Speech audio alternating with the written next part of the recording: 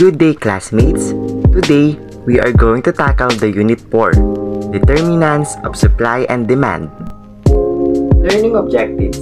At the end of this unit, the student should be able to define the law of demand, differentiate demand schedule and demand curve, distinguish between movement along the demand curve and shape of the demand curve, identify non-price factor affecting demand, illustrate movement along the demand curve and shape of the demand curve, find supply, explain the law of supply, define supply schedule and supply curve, distinguish between movement along a supply curve and shape of the supply curve, analyze some non-price factors that affect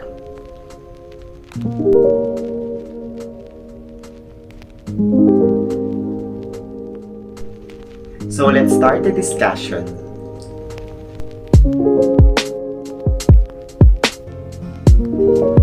How much are you willing to pay to get your hands on that new video game system? What would you do if the prices at your favorite pizza shop increased? Every day, people ask questions like these relating to the concepts of supply and demand. Demand is the desire consumers have for a good or service. The more people who want a good or service, the higher the demand for it. Supply is the total amount of a good or service available for consumption. The higher the amount of a good or service produced and made available to consumers, the larger the supply of it will be. Supply and demand have a big impact on the prices of products and services. Consider what happens with bananas. Now, there are few bananas on the shelves, but many people are waiting to purchase them. The demand for bananas is higher than the supply of bananas because there are more people wanting them than there are bananas available at the market. Knowing this, the banana producer may increase the price of the bananas because they know that with the higher demand, many consumers are willing to pay more to get what they want. Some consumers will decide to leave without purchasing bananas because they aren't willing to pay the higher price. What would happen if we added another producer to the situation so that there are two banana sellers? The demand for bananas would be lower than the supply because there would be more bananas available than consumers want. The banana producers may decrease the price of the bananas to entice more consumers to buy their product, thus increasing the demand for bananas. Understanding supply and demand is key to understanding our own purchasing behavior, as well as the way business works. Good day, I am Larika Jigapingan from BS Ed 1. Today, I'll discuss about demand and the law of demand as well as the demand curve and demand schedule. So what is demand? Demand in economics is the consumer's desire and ability to purchase a good or service. Economists use the term demand to refer to the amount of some good or service consumers are willing and able to purchase at each price. Demand is based on needs and wants. A consumer may be able to differentiate between a need and a want, but from an economist's perspective, they are the same thing. Demand is also based on ability to pay. If you cannot pay, you have no effective demand. Without demand, no business would ever bother producing anything. Price is what buyer pays for a unit of a specific good or service. Quantity demand. The quantity demand is the total number of units purchased at the price. Okay, now let's move on to the law of demand. Law of demand is a rise in price of a good or service almost always decreases the quantity demanded of that good or service. Conversely, a fall in price will increase the quantity demanded. Economists call this inverse relationship between price and quantity demanded the law of demand. The law of demand states that a higher price leads to a lower quantity demanded and that a lower price leads to higher quantity demanded.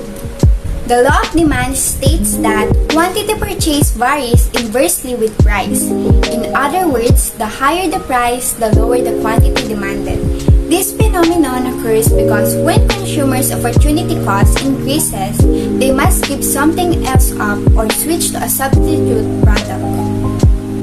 And if all other factors remain equal, the higher the price of a good, the less people will demand that good. Demand curve. The graphical representation of demand schedule. It is the tabulation of the quantity of a good that all consumers in a market will purchase at a given price. The demand curve is a graphical representation of the relationship between the price of a good or service and the quantity demanded for a given period of time.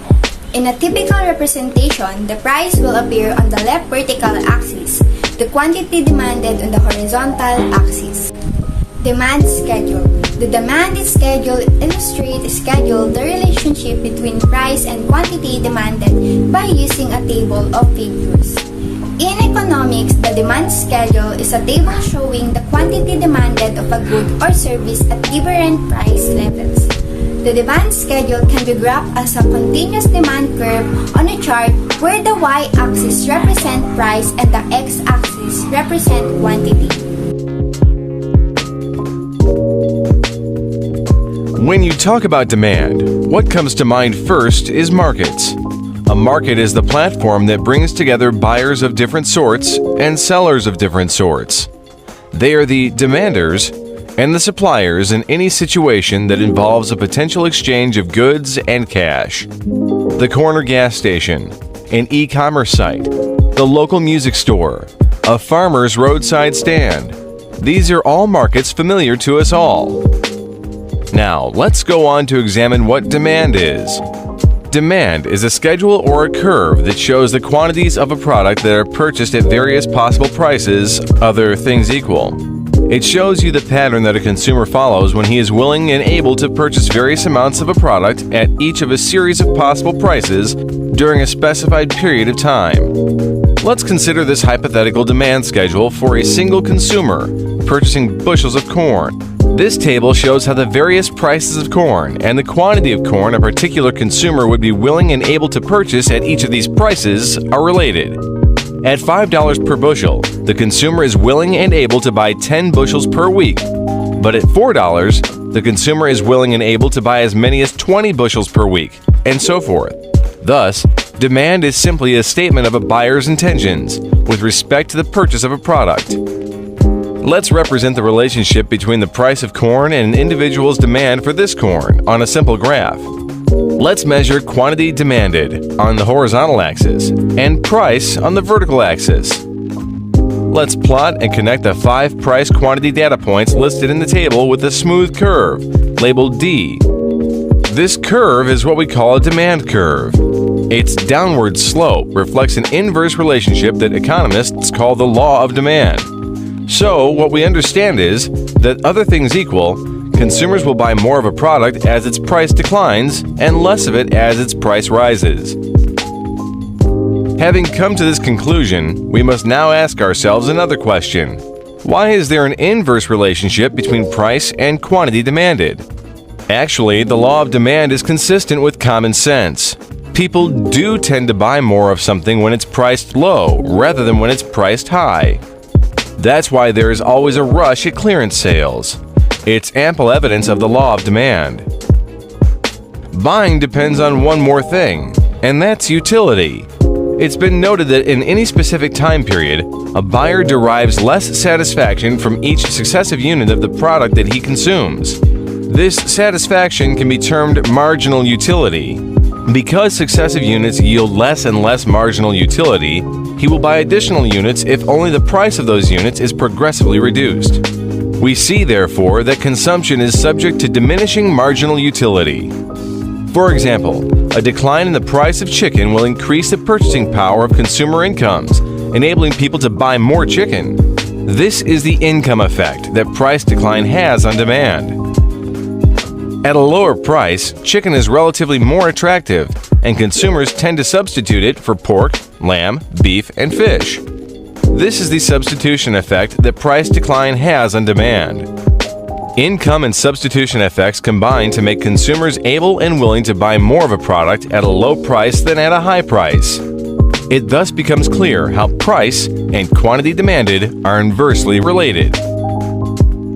Good day everyone, I am Malin Gonzalez from BS Ed 1. Today I will discuss about the determinants of demand and non-price affecting factors.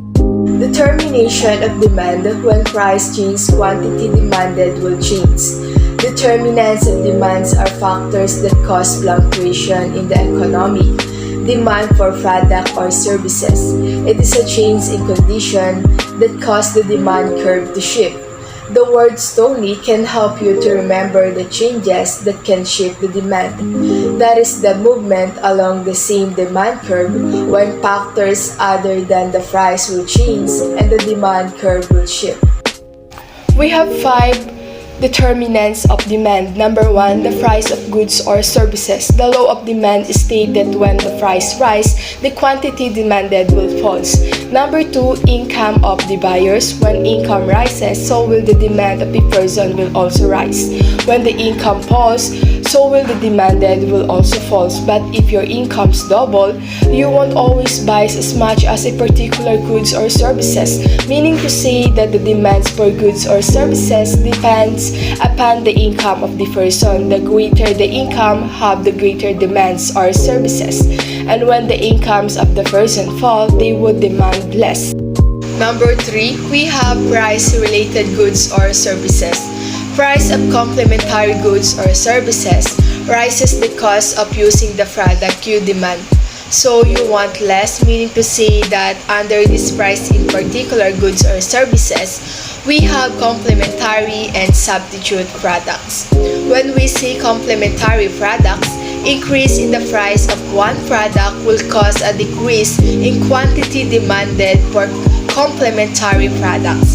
For example, rise in the price of bread will reduce the demand for butter because the products are complementary in nature.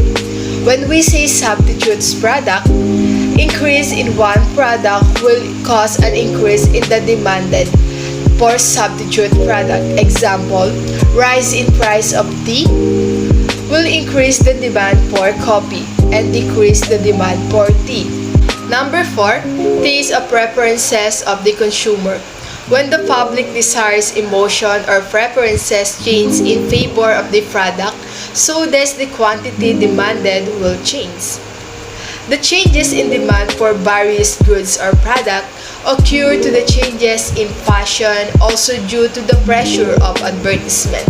Example, few years ago, way back when the Coca-Cola plant was established in New Delhi, the demand for it was very small.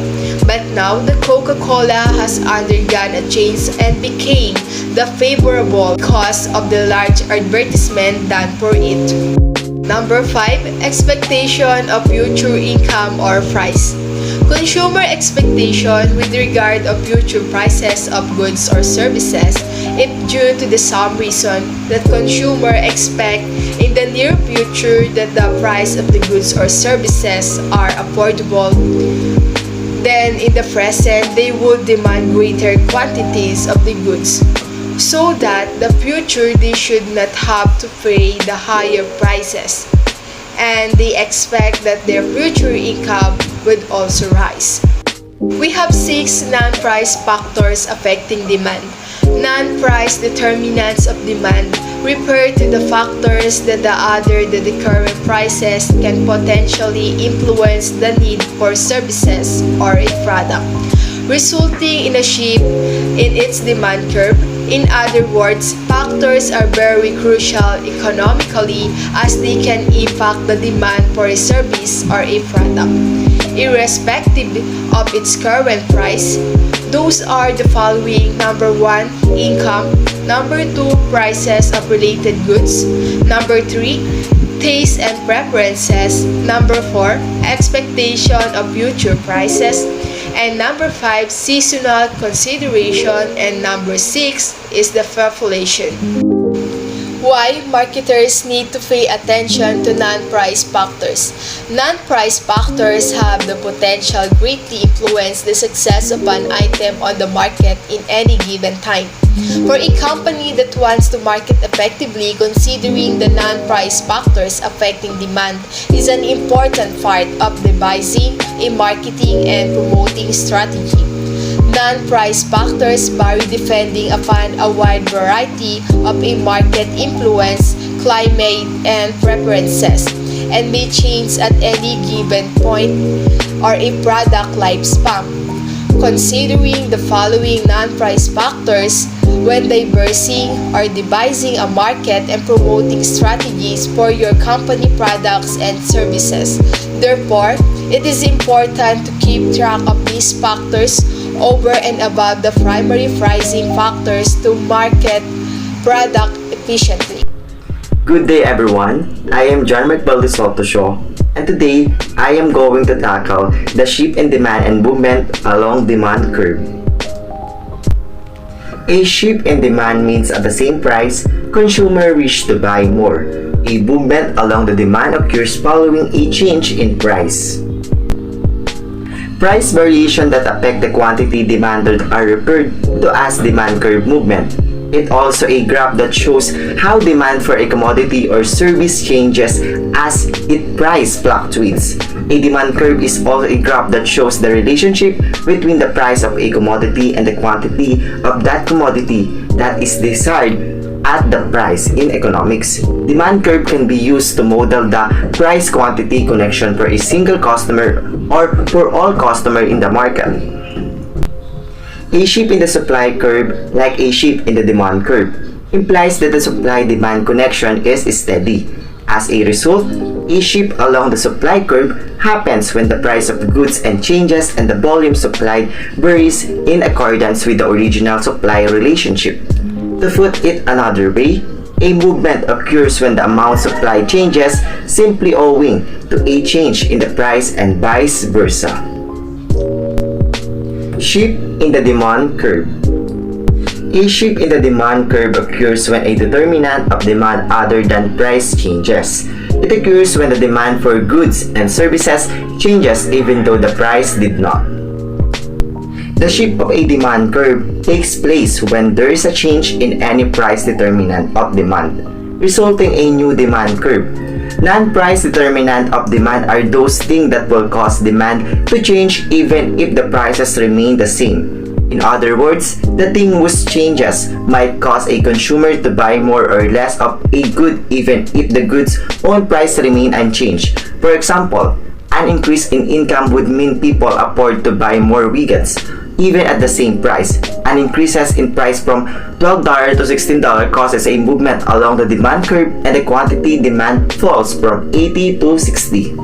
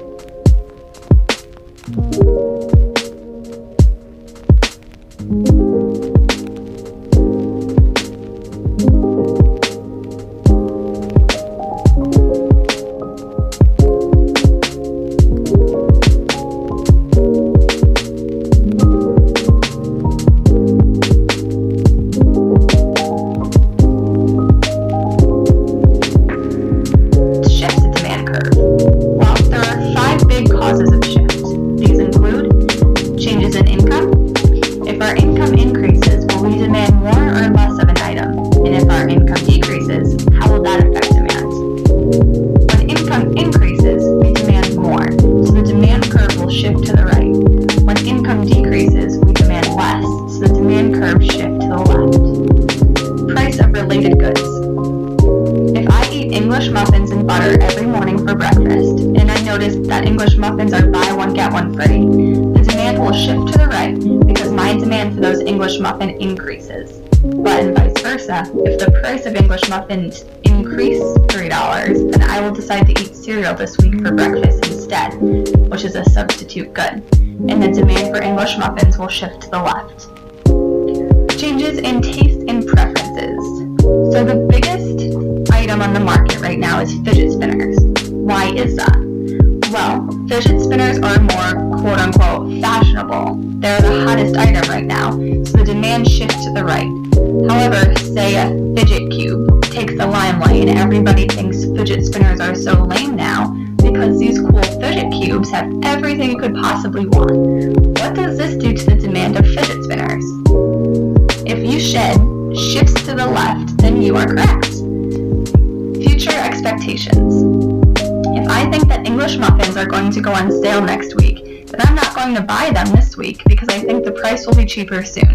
This causes a demand curve to shift to the left. Number of buyers. Look at ice cream stands, for example. During the summer, their sales skyrocket because the number of buyers increase when the temperature increases.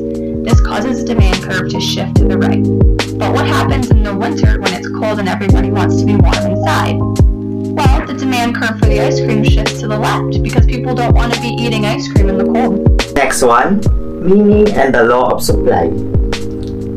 Supply is the fundamental economic concept that describes the total amount of a specific good and service that is available to consumer. Supply can relate to the amount of valuable at a specific price or the amount available across a range of prices if this display on a graph. This relate closely to demand for a good or service at a specific price or else being equal. The supply provided by producer will rise if the prices rises because always look to maximize profits. The law of supply depicts the behavior of producer in response to changes in the prices of goods and services. When the price of commodities rises, the supplier responds by increasing supply in order to profit from the higher pricing. The law of supply is a microeconomic concept that states that when the price of an item or service rises, so will the number of goods or services that suppliers give, all other circumstances being equal. According to the rule of supply, as the price of an item rises, suppliers will try to maximize their earnings by increasing the quantity available for sale. My topics are supply curve, supply schedule, and non-price factors affecting supply. Supply curve is graphic representation of the relationship between product price and quantity of product that a seller is willing and able to supply. Product price is measured on the vertical axis or y-axis and quantity of product supplied on the horizontal axis or x-axis. Same with supply curve. Supply schedule depicts the correlation of units that the producer wants to produce based on the current price market. Supply curve and supply schedule has the same information, the product price or the price market, and quantity of product or units. It's because they are the same but in different chart. Supply curve is on the graph while supply schedule is on the table. Supply curve is simply supply schedule plotted on a graph and vice versa. Next is the non-price factors affecting supply. First is the price of inputs. If the price of inputs are increasing like labor, capital, and land, then the production cost is increasing too. So to cut some production costs, they will reduce the outputs and it will cause some decrease to supply. It will shift to the left in the supply curve. Second is expectations of producers. Future affect the current production. So if the producers think they will get a higher price in the future, then they will decrease their current supply. Third is price of other goods that can be produced.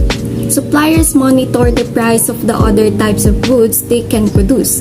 Thus, it affects the supply because there are other goods that the producers wants to produce.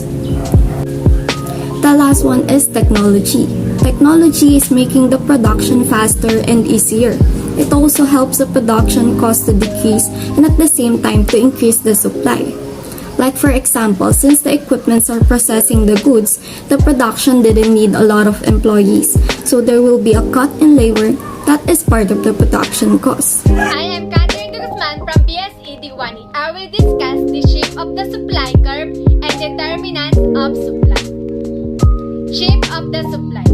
The position of a supply curve will change following a change in one or more of the underlying determinants of supply.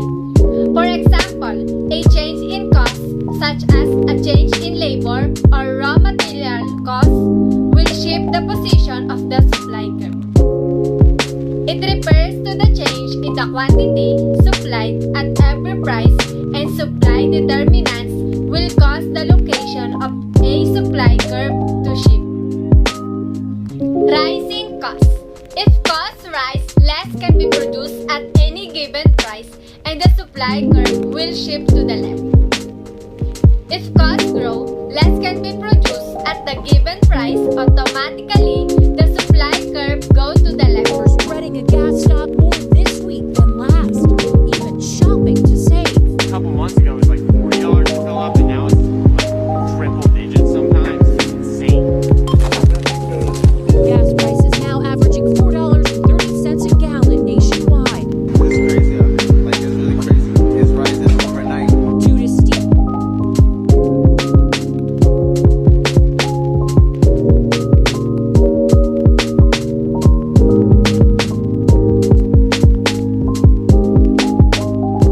spikes, Uber and drivers dreading a gas stop more this week than last, even shopping to save. A couple months ago, it was like $40 to fill up, and now it's like triple digits sometimes. It's insane.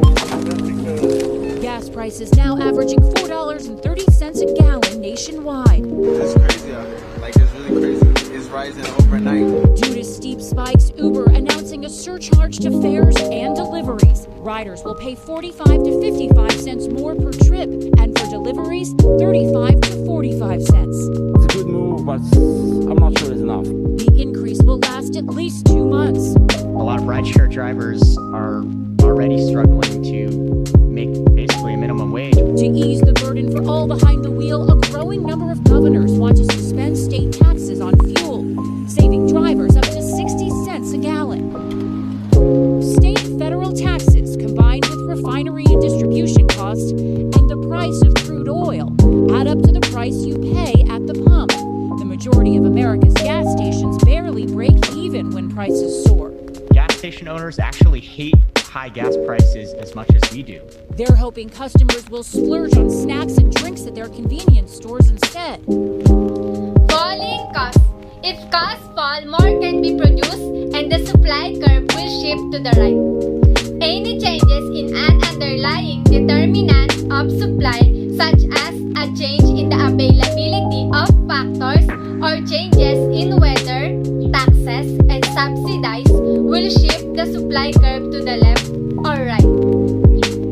More can be produced if costs decline, and the supply curve will go to the right. The prices can fall due to increasing productivity and technical advancements, but they are most commonly related with a reduction in the availability of money. Gas prices have been increasing just about every day recently, averaging just under $6 a gallon in the Bay Area, impacting people's lives. I think it's definitely on our minds a lot more. We drive a lot less, I think, and thank God it's going down if it does. And that is one big if. Experts say cheaper oil will result in cheaper gas, but it's hard to say when. Your prices at the pump tend to follow oil prices up very quickly, but they tend to not follow oil prices down quite as quickly. Determinants of supply. What is determinants of supply? It refers to the factors that may cause changes in or affect the supply of a product in the marketplace. Price of the good. The market price is the current price at which a good or service can be purchased or sold. Non-price determinants. can potentially influence the need for a service or products. Changes in number of producers and changes in the number of producers means increased competition, and eventually less efficient producers will be causing a decrease in supply. Resources prices. The prices of the resource inputs that affect production costs and the ability to sell a particular good. Technological changes. An increase in the efficiency of a product or process that results in an increase in input without an increase in input. Prices of other goods. Substitute and complementary substitute are goods where you can consume one in place of the other. The prices of substitute goods also shape the demand curve. Expectation of future prices. The expectation that sellers have concerning the future price of a good, which is assumed constant when a supply curve is constructed. Natural bounty or calamity. It is setback property reduction programs and cost diversion of government funds to pay for reconstruction and recovery efforts. Government incentives or disincentives. Subsidies and taxes. Governments can utilize economic incentives to provide financial help to private enterprises making investments, tax basements, revenue sharing,